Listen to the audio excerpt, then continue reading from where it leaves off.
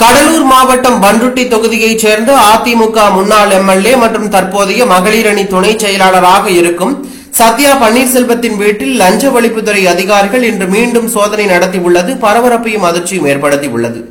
இது தற்போது அதிமுக வட்டாரத்தில் பெரும் பரபரப்பை ஏற்படுத்தி இருக்கிறது.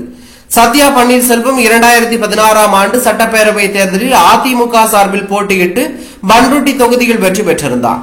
எம்எல்ஏ பதவியில் இருந்த போது அவரது வருமானத்தை விட அதிகமாக சொத்து சேர்த்ததாகவும் கணவர் பன்னீர்செல்வம் நகர்மன்ற தலைவராக இருந்த காலகட்டத்தில் ஊழல் சம்பந்தமாக வழக்கு பதிவு செய்யப்பட்டிருக்கிறது. இதனையடுத்து கடந்த ஆண்டு பிப்ரவரியிலும் சோதனை நடத்தப்பட்டது. அந்த வழக்கு தொடர்பாக மேலும் ஆதாரங்கள் தேவைப்படுவதால் தற்போது மீண்டும் லஞ்ச ஒழிப்புத்துறை அதிகாரிகள் சோதனையில் ஈடுபட்டுள்ளார்கள். இந்த நடவடிக்கை அதிமுக தரப்பில் அதிர்வலைகளை ஏற்படுத்தியதுடன் சத்யா பன்னீர்செல்வம் மீது நிலவுகின்ற குற்றச்சாட்டுகள் மேலும் முக்கியத்துவம் பெறும் சூழல் உருவாகியுள்ளதாக தகவல் வெளியாகி பரபரப்பை ஏற்படுத்தியுள்ளது.